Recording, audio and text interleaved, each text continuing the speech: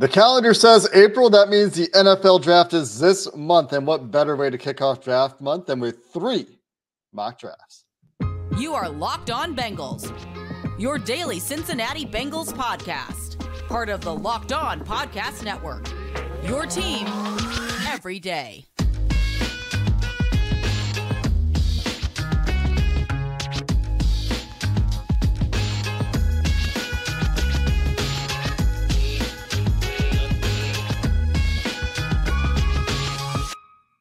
What up, Bengals fans, and welcome to another episode of the Locked On Bengals podcast. I'm your host, Jake Liscow. He's your host, James Rapien. We're covering the Bengals here on Locked On Bengals every day, part of the Locked On Podcast Network. We're on YouTube. We're everywhere you get your podcasts. And if you're new to the show, please subscribe if you like daily Bengals analysis and news, because that's what you're going to get here on Locked On Bengals. We appreciate all you everydayers out there that are already part of the community, all the Locked On Bengals insider subscribers. And if you're interested in that, go find a link in the description below. And James, today we dive into 3. That's right, 3 mock drafts. We're going to pull up the first one here. We're starting with Pro Football Network. We've got 3 simulators to go through our 3 drafts today. Let's go to the simulator.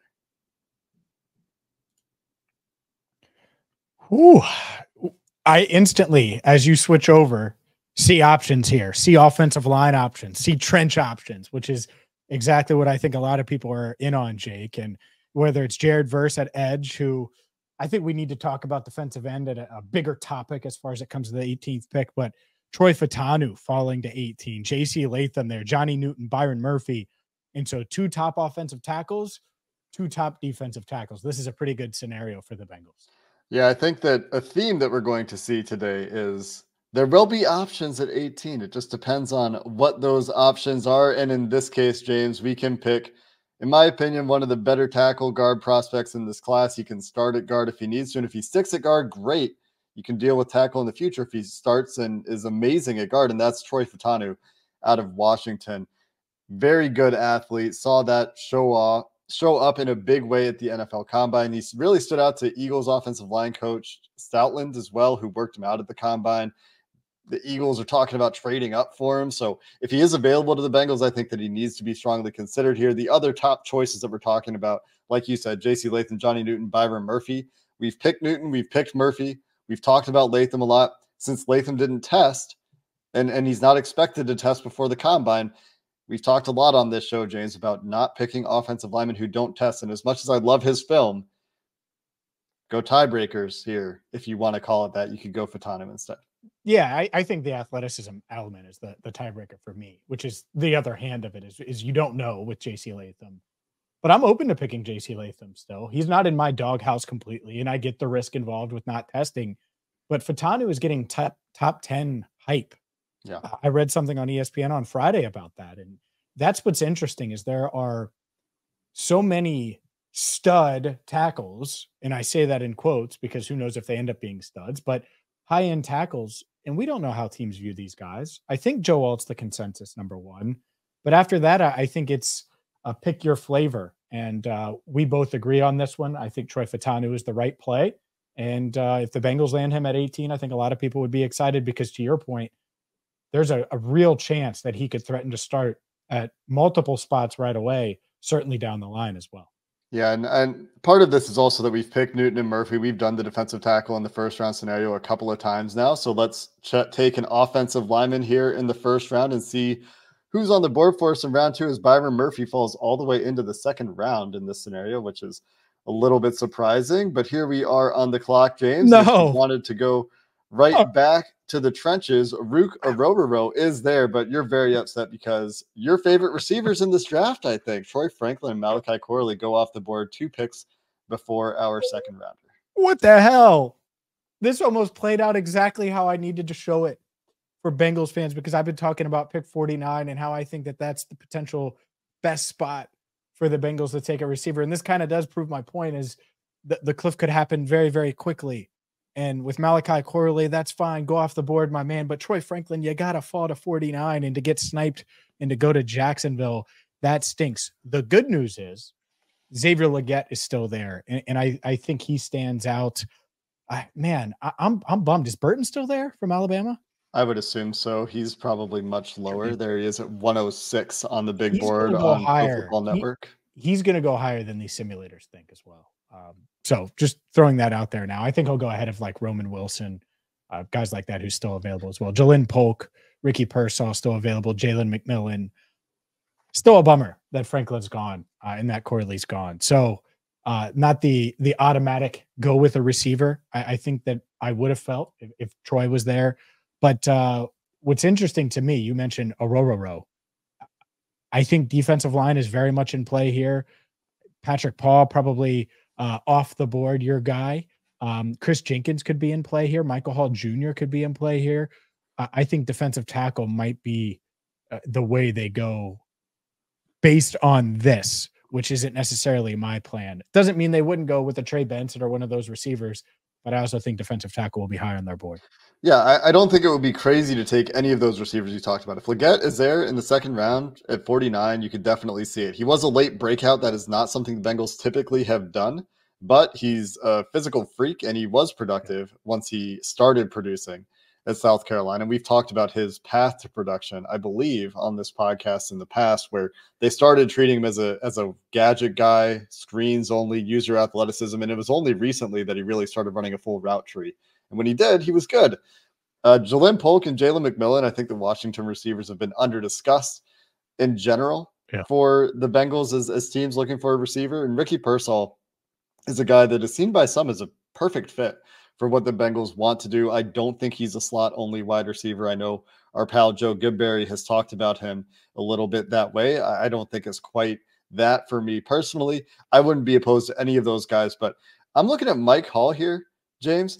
He just had a crazy set of testing numbers, and as the Ohio State Pro Day numbers were made official. I don't think officialized is a word, but Michael Hall Jr. for another piece as a rotational 3-tech. And I know some Bengals fans are sitting there thinking, what do you mean? Why are we going another 3-tech? Why not somebody who's a little bit more versatile, or somebody like T'Vondre Sweat? Well, T'Vondre Sweat has been picked. And this is one of the simulators where he does go before the Bengals pick at 49 pretty often. What are you thinking here, James? Well, I like the idea of Michael Hall Jr., and let's do it just to see what happens in round 3. And one thing Marcus Mosher put out there, the list of defensive tackles that have run a 4.75 40-yard dash at 290 pounds. Tank Johnson, 4.69. Geno Atkins, 4.75. Earl Mitchell, 4.75. And Michael Hall Jr., 4.75. Let's take Michael and see what we can do in round 3. Yeah, freaky athlete. We've got 2 picks here in the third round, James. Do we want to go running back right away? Do we want to take a look at wide receiver first? Because wide receiver has been picked over from the second round to the third round. Jermaine Burton's still there, but outside of that, there's nobody else on this list that I'm ecstatic about in the third round. Devontae Walker, Johnny Wilson, Malik Washington, Jamari Thrash, the other guys at the top of the board here at wide receiver. If we just take a peek at tight end, the guys that I like at tight end for this round have been picked, and Ben Sinnott quite a lot earlier in this simulator's board. Cade Stover, Theo Johnson, the top options there. Any other positions you'd like to peek at quickly? I will mention Brendan Rice still on the board as well, wide receiver wise. Sure. No, I don't think so. It's not too early for a running back. I think this is where it comes into play for the Bengals. But you look at it, and all these guys I think are going to be a little lower down their board. Braylon Allen, Blake Corum, Bucky Irving, Audric Estime. And so honestly, I'm in on Burton here so far out of what I've seen. I would probably take Jermaine Burton here because I do think that he's going to go top 80, and around 80 is his floor, given what I've heard. Yeah, and if you were trying to come back and get a running back, you could maybe get one with that second, third round pick that we've got. So we can go Burton here, and we'll see what we get with that last pick on day 2, the new compensatory pick the Bengals were awarded down at 97. Roger Rosengarten sitting at the top of the board. McKinley Jackson, if you wanted to go for the nose tackle type, wouldn't be opposed there at all. Mike Sainristil still there, and that would be very late for him, although I do think late day 2 is more of what the expectation should be there. I'm between Sainristil and McKinley Jackson here, I think, James. Yeah, me too. I think Rosengarten's long gone anyway, so let's try to be a little more realistic. Let's go with Jackson. I think Sainristil, there's just so many questions as far as what they do at nickel, who's at nickel. So let's do that to finalize that. And so for our first mock of 3 in this podcast, Troy Fautanu, Michael Hall Jr., Jermaine Burton, and McKinley Jackson. We will do mock number 2 coming up next. Today's show is brought to you by FanDuel. FanDuel is America's #1 sports book, and it's the place you need to go right now. The sports calendar is locked. It is loaded. And FanDuel's making it even more exciting to get in on the action because right now, new customers get $200 in bonus bets with any winning $5 bet.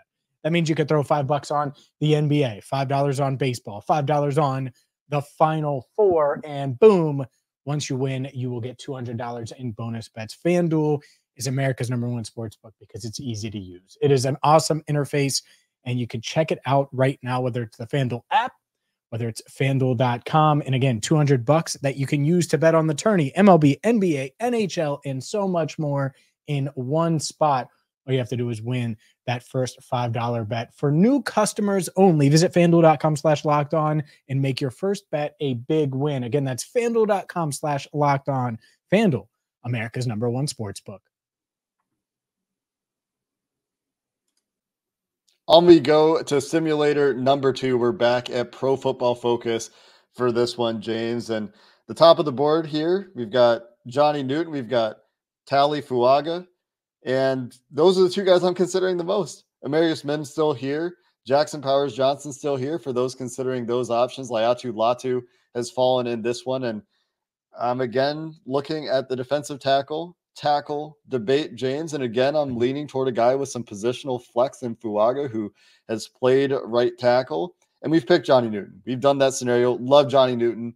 Nothing about that. But Fuaga might be one of those guys that you feel pretty good about picking over Newton if he's there for the Bengals. I think he might be the best case, most realistic offensive tackle prospect to fall to the Bengals.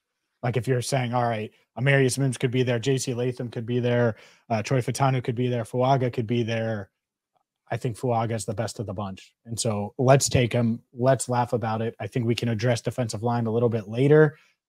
Offensive line's much, much harder. And I don't think that these tackles are going to fall. Let's take Fuaga and laugh at the rest of the league for letting it happen.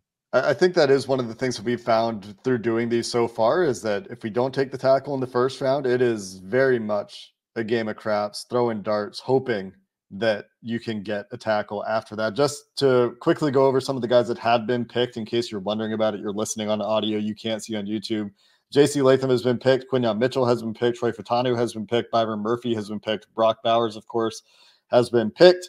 Terrion Arnold has been picked, so we don't have any of the corner options to pick from here. So Tali Fuaga is a pretty easy selection, I think, although there would be some real consideration for for Johnny Newton. And of course, the one time we talk about how hard it is to find tackles outside of the first round, Kingsley Suamataia makes it to the Bengals second round pick. It just happened like twice in all the simulators I've done in the last month. So pretty rare scenario here. I think he's more likely to go top 25 than he is to fall to 49. I think end of the first round is an easy place to project Suamataia. Yep. So Zach Frazier still there. We took him in a mock last week. Roman Wilson, the Michigan wide receiver, is there. Guys that are gone. Xavier Legette to the Patriots at 34. Adonai Mitchell to the Cardinals 35. And Troy Franklin, my guy, to the Titans. Come on, Brian. What the hell you doing? I thought we were friends. Brian Callahan sniping my guy at 38 overall. Mike Sanastrell going 48th overall to the Jags. Ladd McConkey, 47th. Oh, breaking my heart. I'm going to go to New York, too. I don't know what the hell is going on, but I'm trying to get a second-round wide receiver, darn it, and they're not letting it happen. Who do we have out of these 4 right now? Frazier, Braswell, Suamataia, and Roman Wilson are the top guys on the PFF board. Who else is there? You got Ricky Pearsall. You got Jatavion Sanders, who I don't think is a second-round prospect necessarily. Here's Jermaine Burton, ranked much differently on PFF's board. We got Ruka Rororo here again to talk about. Jalen Polk also there. Chris Jenkins also there. I might pick Zach Frazier again. I don't know if that's too unoriginal because we just did it, but this represents a faller to me. That might be my first instinct here. Suamataia, Wouldn't be opposed there either. Wouldn't be opposed to the double dip at tackle if Suamataia is the guy. But if we just pretend that he's not available because realistically neither of us think that he will be, we could go a different direction. Yeah, Suamataia is the pick, but he's not going to be available. It's a myth. It's fiction. It's whatever you want to call it. So we're not going to play in those waters. Let's go again with Zach Frazier. And by the way, the trench guys just loving this. Fuaga Frazier. I promise you I'm going to get I promise you, skill players, we're going to get you here coming up. But let's go with Zach Frazier. Let's hope that the value lines up. Blake Fisher's there. I hate PFF. In the face. Tavondre Sweat goes one pick before us here at 79. Jalen McMillan, a guy that I would consider in the third round, goes 76. Javon Baker goes 75. Jalen Wright goes 73. Jonathan Brooks goes 72. A little mini running back run there. Chris Jenkins makes it all the way to 67. Roman Wilson, 63. Jalen Polk, 59. So some of the guys that we were looking at a wide receiver obviously have been picked. And at the top of the PFF board is Blake Corum, Blake Fisher, two Blakes, Max Melton, Jamari Thrash, Malachi Corley, who I think is probably going to be our pick here in the third round if he's available, and Trey Benson, who I think honestly deserves some consideration as well. Yeah, well, those are the two that how realistic do we want to be here? Because one, I would be shocked if Blake Fisher is here at this point. I think that he's either pick 49 or not. The fact that these tackles have fallen is interesting. I don't think it's realistic. To your point, Trey Benson, like him a lot. Malachi Corley, like him a lot. I don't think he falls to 80. Of those two, it's really close. And I think both are game changers. I would probably take Trey Benson. And I love Malachi Corley, but it's round 3. And I really like Trey Benson. If you're getting him here, I don't know if the Bengals will use Corley the way he probably should be used. That's part of it. I think that I think that a guy is way more plug and play is Trey Benson and would give that running back room a huge boost. That said, it is thinner at receiver. It's tough. I wouldn't be mad either way. I think Malachi Corley obviously plays the more important position. What do you think? I understand that Corley plays a better position. I would be comfortable picking Corley here if, to your point, you're comfortable with the Bengals having a plan for Corley. The next running back is probably Marshawn Lloyd. Audric Estime, I'm fine with. Braylon Allen, I'm fine with. So there are some other running backs that we could come back to a little bit later if we think there's a big fall off after Corley. That being said, at wide receiver, if you wanted to come back and take a Brendan Rice or a Jacob Cowing out of Arizona, who we know the Bengals worked out at his pro day, or Malik Washington, or even Luke McCaffrey a little bit later. Actually, those you just talked me out of it. I want to go with Corley. Okay. All those are slot guys. You just talked me out of it. They are. But so is Corley. Probably. I think Corley can do more than that, though, if you have a plan for him. So we're going to say the Bengals have a plan for Corley. Go Malachi Corley here. I think that's great value either way, to be honest. It looks like the running back has been picked, but Dominic Pooney, again, the trench guys falling in this one. I think Dominic Pooney at the end of the third round would be a great pick. Michael Hall, who we picked earlier, I think, in the previous mock, all the way down at 97. I think that would be a great pick. What are you thinking here, James? Yeah, those two stand out. Keep scrolling down. Let's just see if there's anyone else that stands out. But Jacob Cowing's still there. If you think, oh, well, wait. To me, it's still a little early. Audric Estime is the one to me. Yeah. Jarvis Brownlee Jr. is another one, the corner out of Louisville. But Audric Estime is one. You get this extra third-round pick. That might be the way to go. But to me, Cooper Beebe's there. Yep. And I don't know if he'll fall, but if he's really there, and this is the problem with the PFF simulator, you're seeing it right now, is that the trenches are just falling farther than they actually will on draft day. He's probably the pick for me, the guard out of Kansas. And we already have an interior lineman. We already have an offensive tackle. So it depends. Do we want to be realistic or not? Because I do think he'll be gone by now. I think I'd want to be I don't think that. I think BB's a late round 2, early round 3, not an end of round 3, but we could be wrong. Maybe PFF is spot on here. Ben Sinnott, another one here that I would be strongly considering if he makes it to the end of the third round. We're seeing the disparity in the big boards here between Pro Football Network, which had Sinnott in the 60s, and PFF, which has him down in the 130s. But there aren't many tight ends in this class outside of Brock Bowers that are very interesting to me, and Ben Sinnott is one of them. There's still a few running backs I like here. McKinley Jackson, who we picked, in the Pro Football Network simulator would be an option here as well, I think.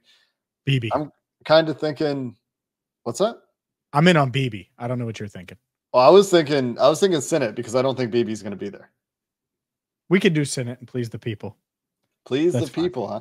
I mean, so if you pick BB, then that means Fuaga has to stick at right tackle. You've got a center, you've got a guard of the future, which is great because the Bengals have imminent holes there with pending free agencies or near pending free agencies for some of those players. Yeah, I mean, you completely revamp your offensive line and have guys that are playing behind veterans from the jump. And all right, by the way, let's pick I'm BB drafting. Here. Look, I'm drafting Fuaga to, you know why? To play tackle, baby. I'm playing tackle with Fuaga. So let's BB say this: if BB is available to us and he is in the simulator, we're going to pick Cooper BB here. We'll come back in just a minute and jump over to our third mock draft simulator. The results of this one we'll review at the end. Fuaga, Frazier, Corley, BB. We'll be back for that third mock coming up next. This show is sponsored by BetterHelp. A lot of us spend our lives wishing we had more time. The question is, time for what? If time was unlimited, how would you use it? Would you put together a Bengals draft board? Would you work more in the yard? Would you take up a new hobby? Well, therapy can help you find what matters to you so you can do more of it, so you can make time for what matters. If you've ever thought about starting therapy, give BetterHelp a try. It's completely online. It is convenient, flexible, suited to your schedule. So maybe you're traveling a ton for work. Well, BetterHelp will make that work, and it will make it work for the busiest of schedules. All you have to do is learn to make time for what makes you happy with BetterHelp. Visit BetterHelp.com/LockedOn today to get 10% off your first month. That's BetterHelp, HELP.com/LockedOn. All right, mock draft number 3, and this one is with FanSpeak. And let's see here. Johnny Newton available. Brian Thomas Jr. available. Byron Murphy. We're using Joe Goodberry's draft board, by the way. And Olu Fashanu, celebrate, protecting Joe is available. This is easy. I hope it's this easy on draft night where one of these stud offensive tackles just falls, because offensive tackle, and all three of these, I'm taking Olu Fashanu. What say you? Yeah, I'm down with Olu Fashanu here as well, but this is an embarrassment of riches. You can pick from Olu Fashanu, you can pick Byron Murphy, you can pick Johnny Newton, J.C. Latham, Troy Fatanu. I mean, there's 3 tackles here that I'm personally relatively comfortable with, but Fashanu is going to come out higher than any of them, I believe, on our board. Brian Thomas Jr. also there for the Brian Thomas Jr. truthers who voted for him over Quinyon Mitchell in our bracket last week. But Olu Fashanu, I think this pick kind of makes itself. Yeah, it does. Easy money. Let's go with it. On we go to the second round. And the one thing I noticed as we get here started in the second round is Johnny Newton, A.D. Mitchell, Graham Barton, all still available at the top of the second round. I don't think any of them are going to make it to our pick. And of course they don't. And we have a different group of players to talk about here, James, as we're looking at things on Joe Goodberry's board. As you mentioned, Tavondre Sweat, Braden Fisk, the top 2 interior defensive line prospects available. Ricky Pearsall, Cooper Beebe, Devontae Walker from UNC, Jalen Polk from Washington stand out for wide receiver options.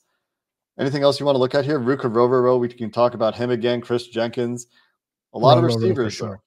Yeah, a lot of receivers. I think pick your flavor here. Do you want to go the receiver route? Do you want to go the defensive tackle route? Because Fisk could certainly help at defensive line. I think Ororo could certainly help. Cooper Beebe, we just praised him.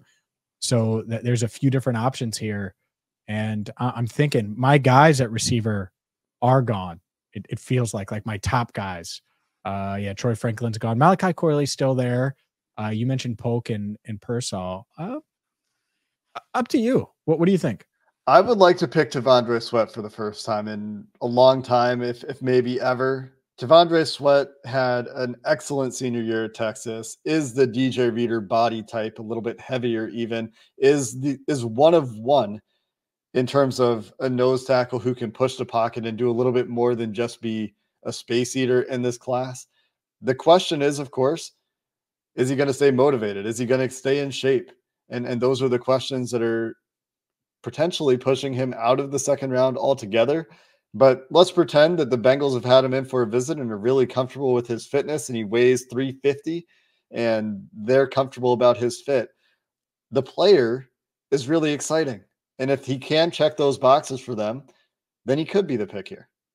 Sure. He absolutely could. I think this is the earliest that they would consider him. And if he checks all of those boxes, we'll get real consideration at pick 49. So yeah, let's go with T'Vondre Sweat and see how the board plays out. A lot of people would be excited with T'Vondre Sweat here. Olu Fashanu and T'Vondre Sweat, the Bengals getting beef in the trenches with their first couple of picks. And the nice part is, well, we'll see here as you start the round, who's going to be available and who's not. And man, wide receiver got picked over a bit there. I was hoping. Overall, as far as top players are concerned, Blake Fisher's still there. Surprised by that, to be honest with you.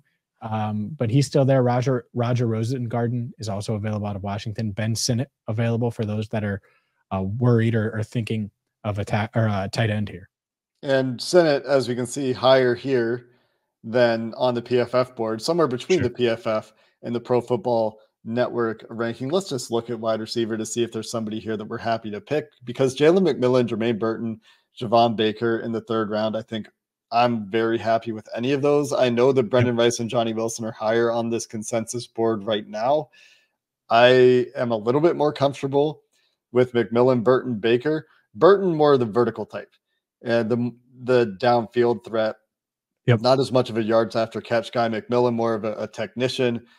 Baker, a little bit of everything in his game. Not a burner, though. The limited top-end athleticism does show up. The inconsistency does show up from time to time. But I've talked about with Baker before, if he does put it all together in the NFL, I think you've got yourself a very good wide receiver, too, to go along with Jamar Chase. So if you wanted to go receiver, those guys stand out to me the most. Yeah, I think we've taken Baker in one. I think we obviously took Burton earlier. Let's take McMillan here. And this is a guy who's probably hitting the ground running in the slot right away. Right away can be your slot receiver and has less baking time in that regard. And Jermaine Burton, Javon Baker make it all the way to the end of the third round if you wanted to double dip immediately a wide receiver. But what other positions do we need to look at here? We've got a tackle. Oh my God! Got a defensive tackle. We've got a wide receiver. Burton. Oh my God! Now you're speaking my language. Now here we go, Jake. All right, go ahead. Have we picked a running back in any of these yet? No, but I'm staring at your boy Jalen Wright here, and I'm like, all right, this is time. This is the Jalen Wright. I mean, you could pick any of these three running backs. For those not watching on YouTube, Jalen Wright, Braylon Allen, Audric Estime.